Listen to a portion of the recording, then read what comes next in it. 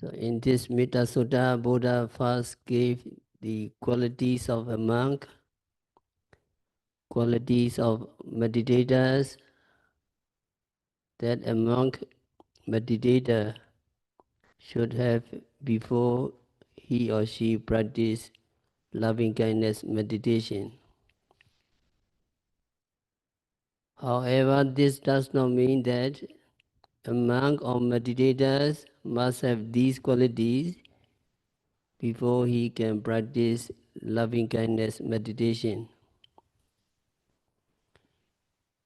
It does not mean a monk or a meditator cannot practice loving kindness meditation if he does not possess all these qualities.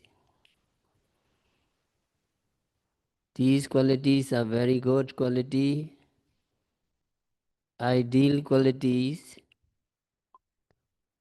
All monks or meditators may not be endowed with all these qualities, but they must try to possess as many of these qualities as possible. And Buddha said, Karaniya Mattā Kusalena Yanta Santam Padam Vismeja.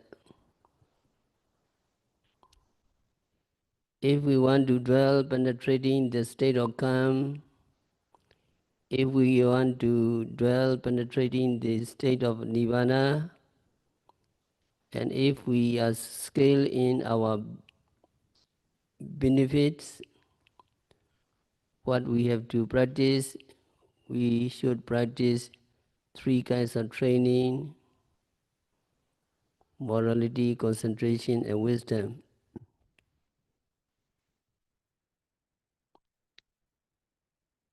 And these preliminary path or preliminary way is Sako, meditator must be able; Uju, meditator must be upright; Suju, meditator must be very upright. A meditator should be able, he or she should be able to strive for liberation from the rounds of suffering. He should be ready to put effort to practice meditation.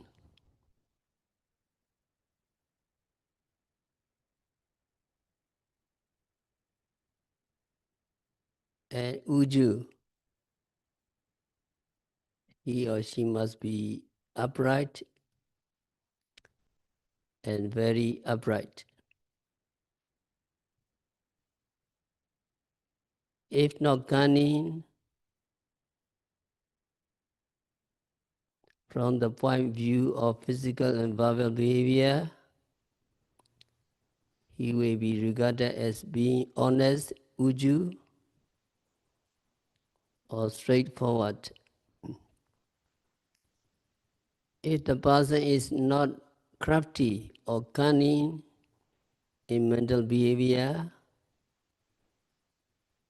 he is called Suju, very upright.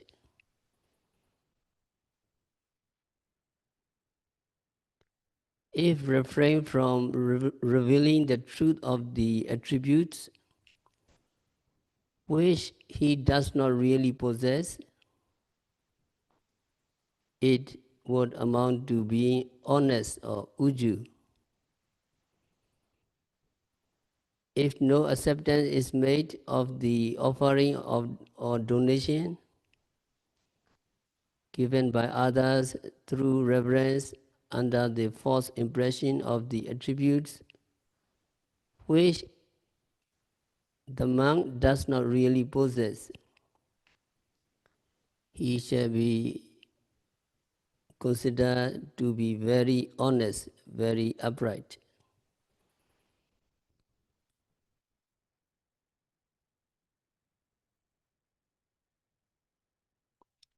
In practicing meditation, the qualities of honesty and uprightness are fundamentally important.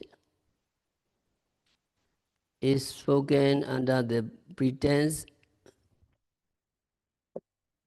of having possessed the attributes of the higher Dhamma, which he has not yet achieved,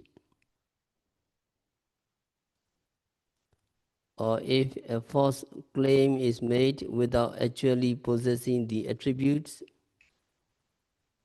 it is a clear case of dishonesty.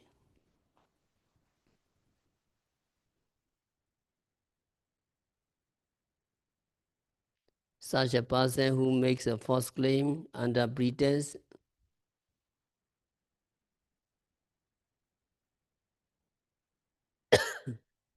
we have no chance of making progress in his meditational practice. The teacher will also find it difficult to correct him, or rather put him on the right track. If he does not truly admit his faults and does not know his responsibility to tell the truth,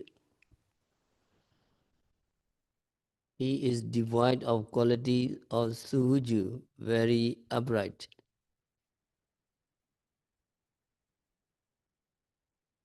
If yogi mind wanders, yogi must openly admit, my mind wandering, thinking. He openly admit and tell what has actually happened in his or her practice. Otherwise, he or she will not be regarded as being honest. Only if the yogi tells the truth of what has taken place, or only if he reveals his failure to achieve the Dhamma truthfully, it would amount to accomplishment of the attributes of uju, upright. Only when he is honest, the teacher will be able to put him on the right track. If he sincerely and respectfully meditates, as guided by the teacher, samadhi jnana, penetrating knowledge and concentration will soon be developed with progress. In the beginning, we are not very honest, but sincerely and continuously practice meditation. Gradually, meditators become upright, and finally, he become very upright.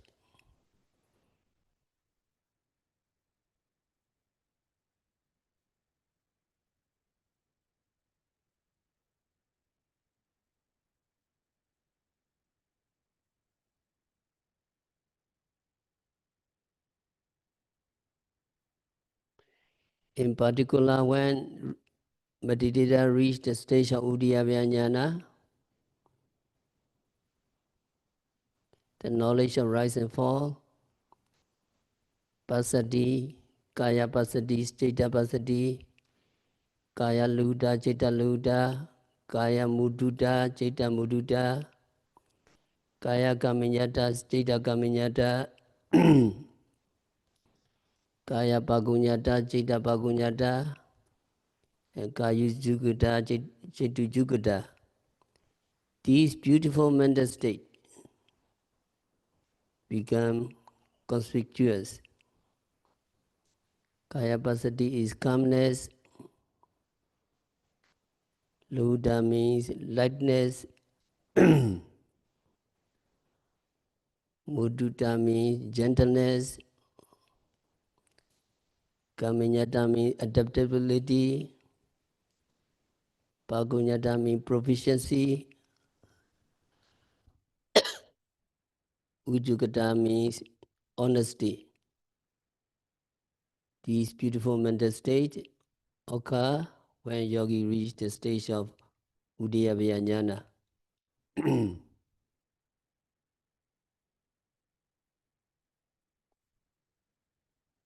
Yogi try to practice meditation continuously and precisely, and concentration getting strengthened.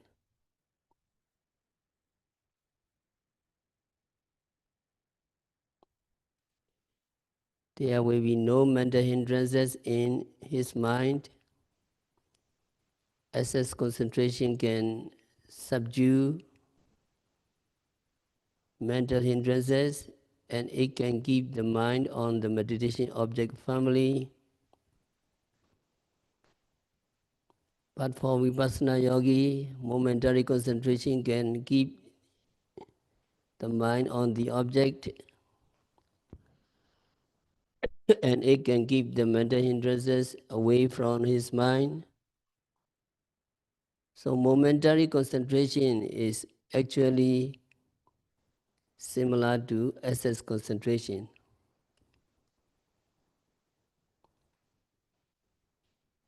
But momentary concentration, there can be many objects. The objects may differ at different moments for momentary concentration, but for excess concentration, the object is the same kind all through.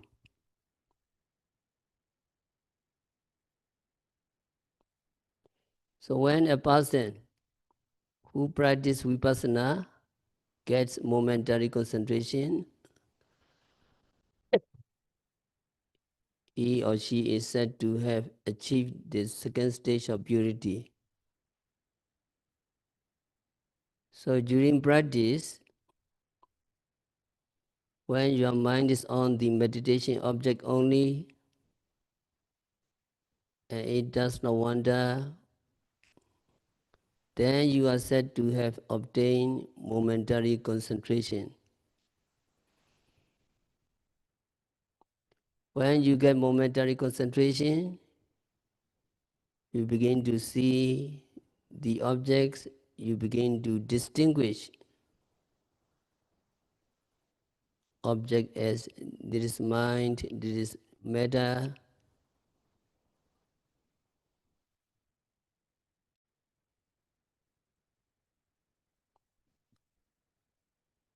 Also, you begin to see the characteristics, function, manifestation, and proximate cause of the mind and Mettā. So when you see the objects clearly, you can distinguish that this is mind, this is Mettā. And when you see the characteristics and others clearly,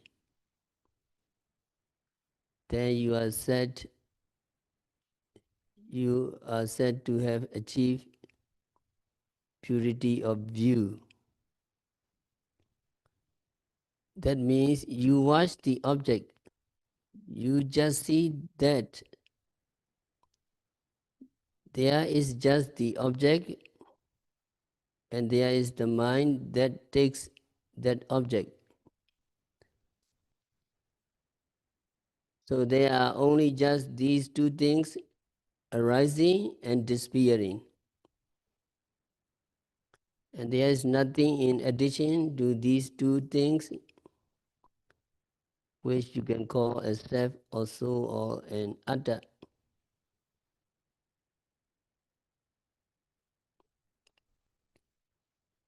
When you reach this stage, you are able to abandon the wrong view that there is an atta or there is a self or soul and so on. distinct from mind and matter. So at that stage, yogis are said to gain the knowledge of defining mind and matter.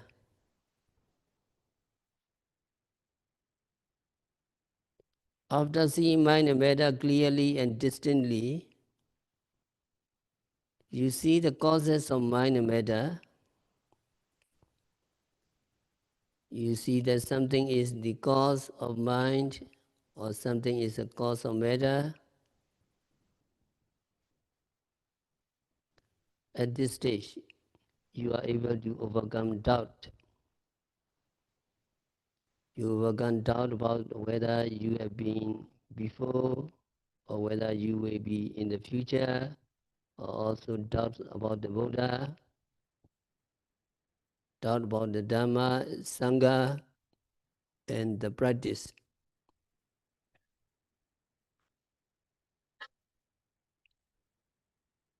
At this stage, you are said to gain the knowledge of discerning causes.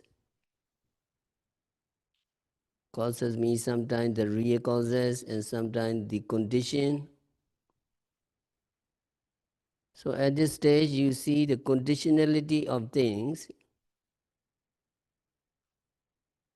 because there is something to be seen. There is a seeing consciousness. Because there is something to be noted, there is noting consciousness and so on. You see this clearly at this stage.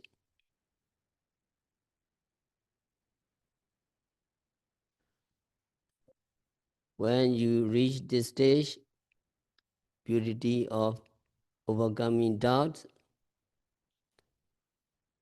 you are called lesser stream entrant.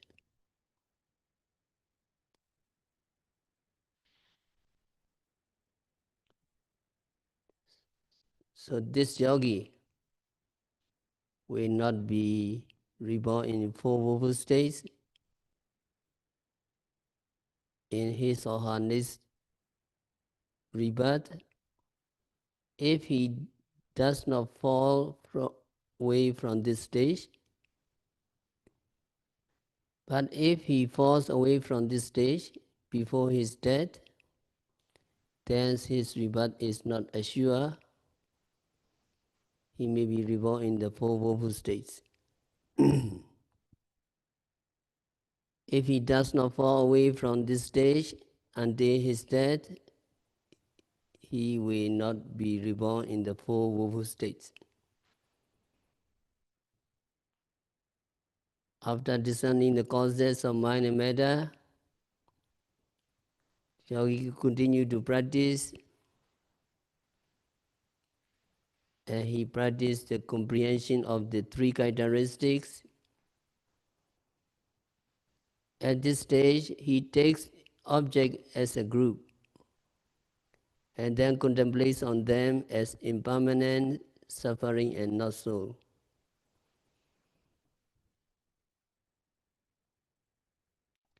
This stage is called purity of knowledge and vision of path and not path. At this stage, yogi gains the knowledge of comprehension, samasana jnana. At this stage, yogi dwells on many objects and try to see these objects as impermanent, suffering, and not so.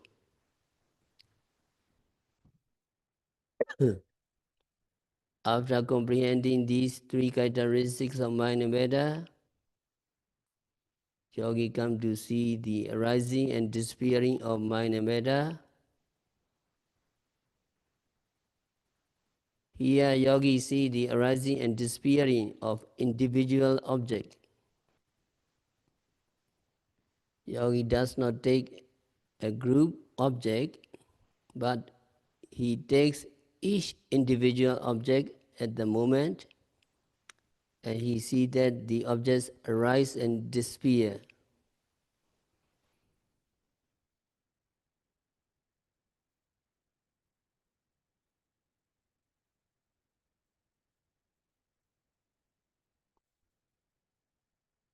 When he sees the arising and disappearing of mind and matter, his concentration becomes strong. When his concentration becomes strong or stronger, he begins to see, he begins to experience what are called impediments of vipassana.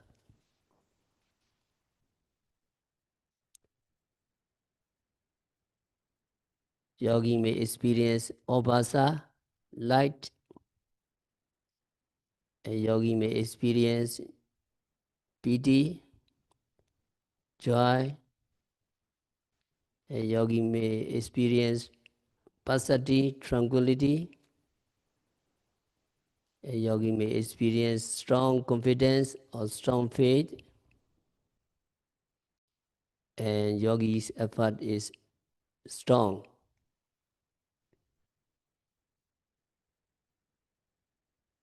So along with passaddhi, when yogi reaches the stage of Uddiyabhya Jnana,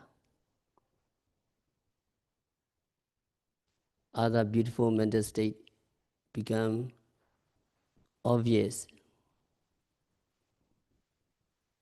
They are passaddhi, lahuta, mudita, kaminyata, pagunyata, ujjugata. Kaya luta, kaya passaddhi, citta passaddhi, kaya luta, citta luta, kaya mudita, citta mudita, kaya kaminyata, citta paginyata, kaya pagunyata, citta pagunyata, kaya jugata, citta jugata. These beautiful mental states become conspicuous when you reach the stage of Uddiyabhya Jnana, knowledge of rise and fall. So beautiful mental state, can you follow me? Kaya passaddhi, citta passaddhi, kaya lahuta, citta lahuta, kaya mudita, citta mudita, kaya kaminyata, citta kaminyata, kaya pagunyata, citta pagunyata, kaya jugata, citta jugata. That means you reach the stage to see the reality of mind and matter. There is only mind and matter, and they are arising and disappearing. Knowledge of rise and fall. And passaddhi, tranquility. Tranquility has the characteristics of the quieting down of disturbances in your mental body and consciousness. The function is to crush such disturbances. It is manifested as peacefulness and coolness. When you have kaya passaddhi and citta passaddhi, you will be very peaceful. The proximate cause is the mental body and consciousness. It should be regarded as opposed to such defilements of restlessness and worry.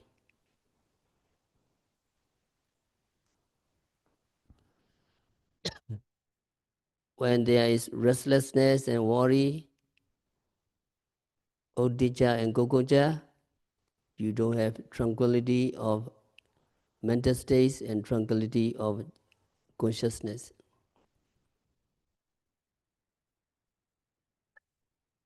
Then another beautiful mental states, kaya luta and citta luta.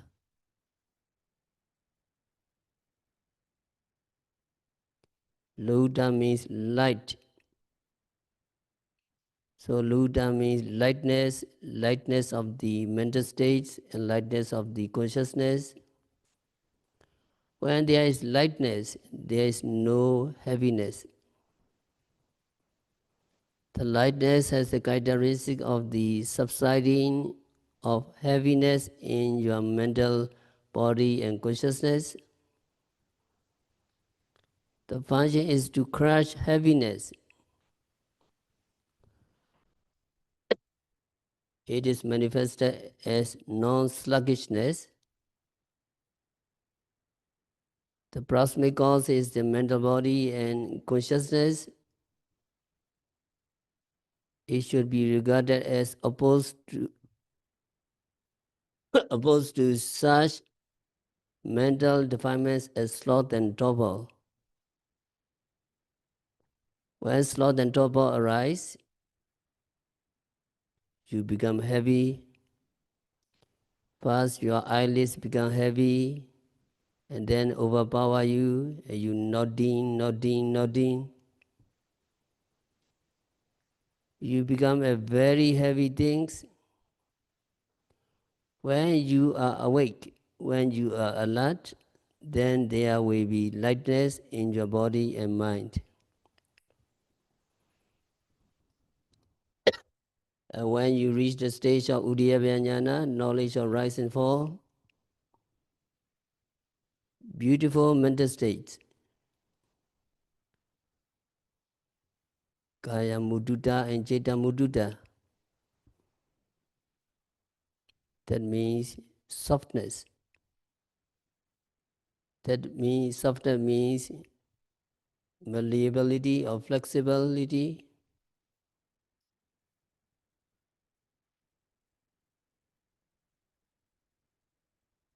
It means they are not rigid, they are compliant.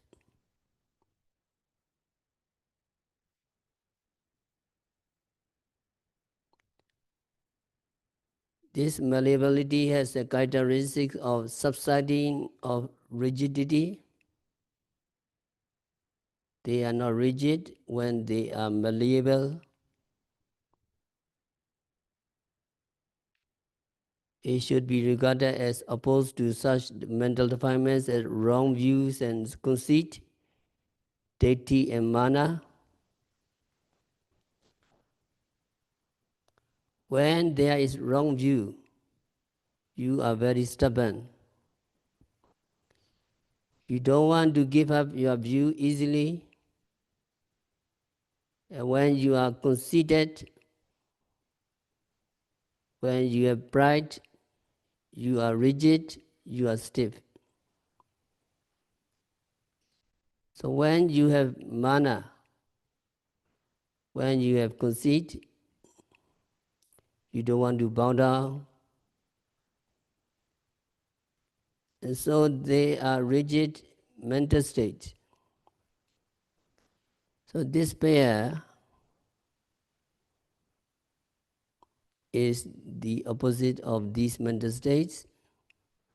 They are called Kaya Mudutta and Citta Mudutta. Another beautiful mental states,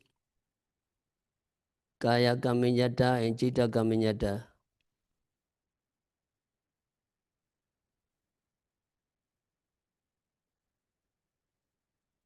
That wildiness has the characteristics of the subsiding of unwieldiness.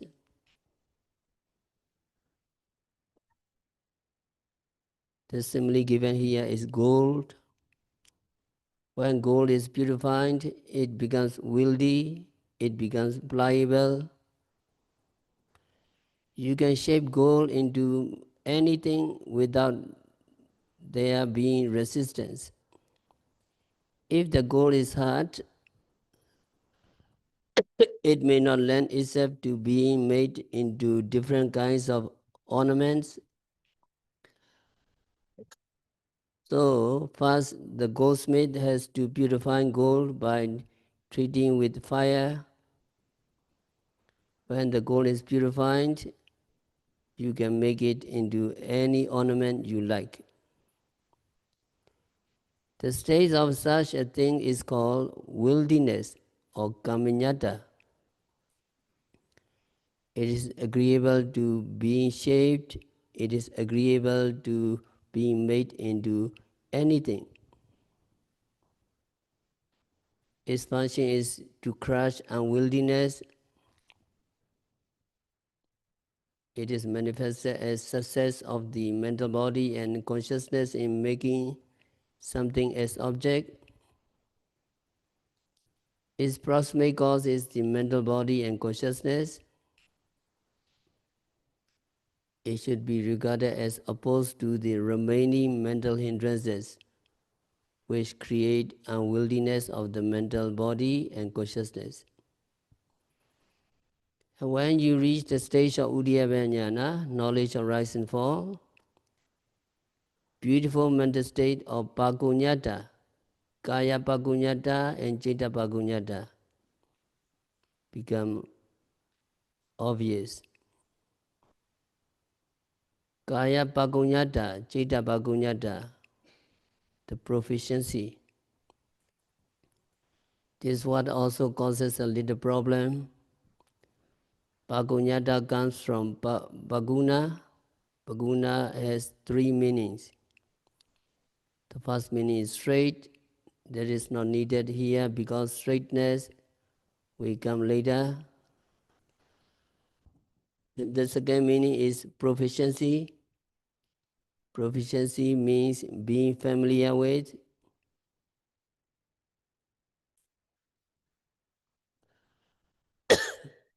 Another meaning is being in a good state, being in a good condition.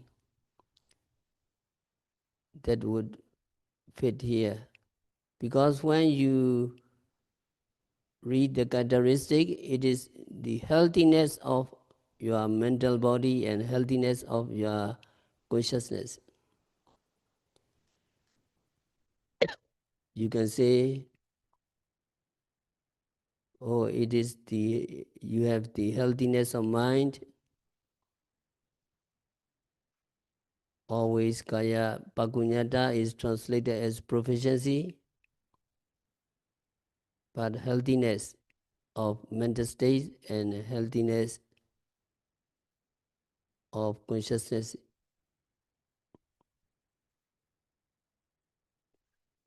is good. So the function is to crush unhealthiness of mental body and consciousness. It should be regarded as opposed to lack of faith, etc. When you do not have faith, when you do not have mindfulness and so on, your mind has a kinds of disease, your mind is not healthy, so it is opposed to lack of faith and so on. If you have faith, if you have mindfulness, your mind has not many diseases, your mind is very healthy. And when yogi reached the stage of Uddiyava Jnana, beautiful mental states of Kaya Jukata, Kaya Jukata and Citta Jukata become obvious. Ujjukata means straightness, rectitude, and straightness of mental body and straightness of consciousness. It has the characteristics of uprightness of the mental body and consciousness. The function is to crush tortuousness of the mental body and consciousness, and its manifestation is non-crookedness. When there are unwholesome states in your mind, the mind is said to be crooked.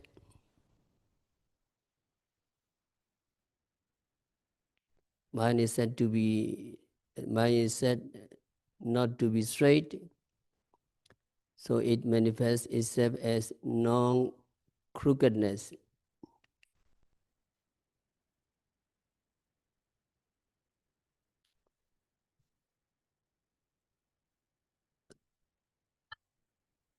The proximate cause is the mental body and consciousness.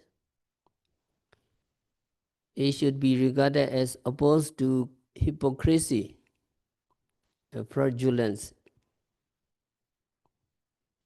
If the person is hypocritical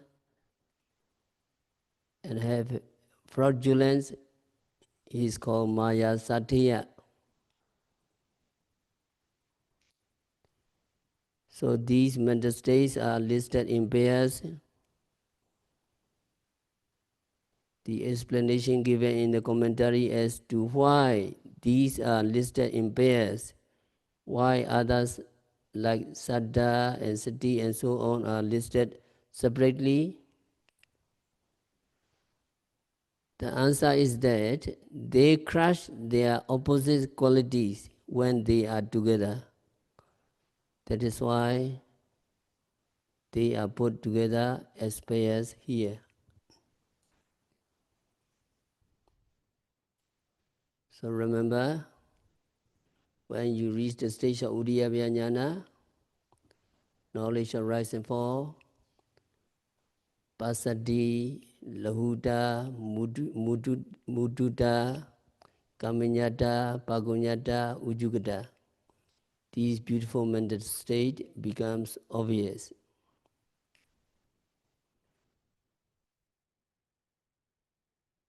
Another quality yogi should have is suvaja. Yogi should be obedient.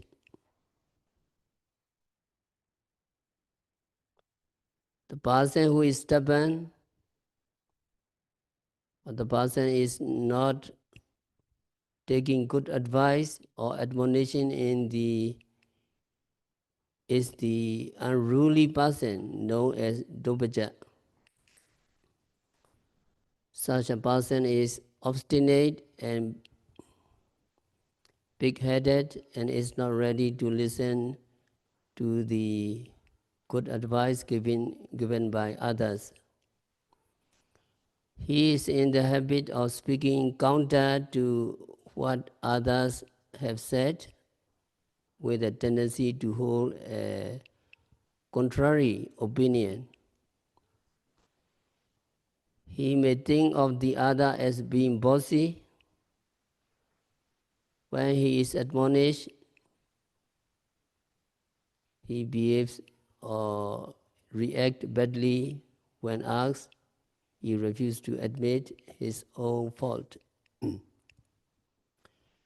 If he remains silent, it would cause mental distress and annoyance to other people.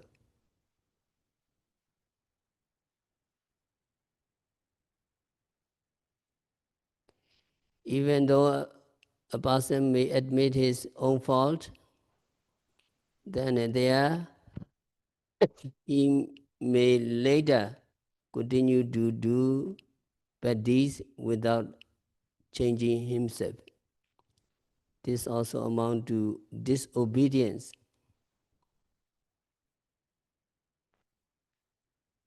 Such a person is far away from achieving the high, high, highly Dhamma. A person who is obedient is ready to comply with or abide by the instruction given. We accept any kinds of good advice with pleasure. He will also reform himself. The commentary said that such a person is close to attainment of special Dhamma. Presently, yogis who comply with the instruction of the teacher are found to have made great steps towards the regions of progressive insight knowledge. A person who is inclined to disobey due admonition given is likely to become angry without being able to develop Mettā. being predominated by an offensive feeling against the other who tenders good advice.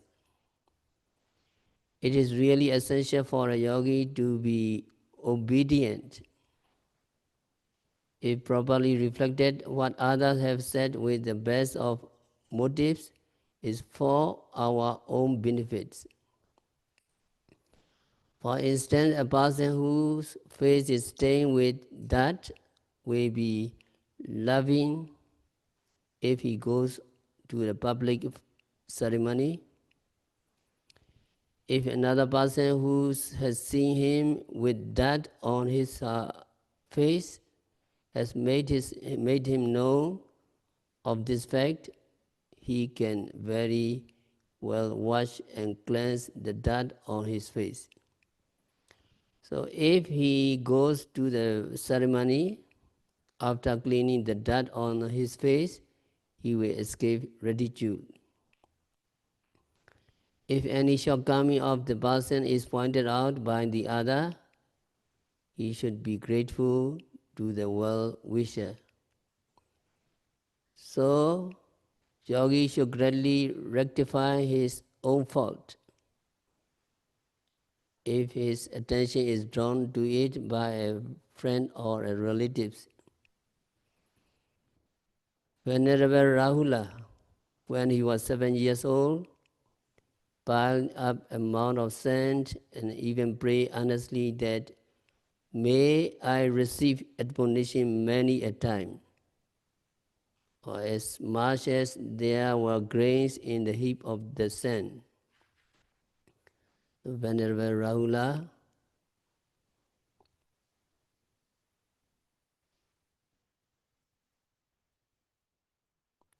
wished for admonition. It is imperative for a person who is practicing Mettā Bhavana or other kinds of meditation to become an obedient individual. So we will continue next time. We have to stop our discourse for today. By practicing Vipassana meditation, by observing every phenomena occurring at the six senses, by developing Mettā Bhavana, by noting rising, falling, sitting, stretching, bending, seeing, hearing, continuously and meticulously. May all yogis be liberated from all suffering. May all meditators realize the real peace in the very near future.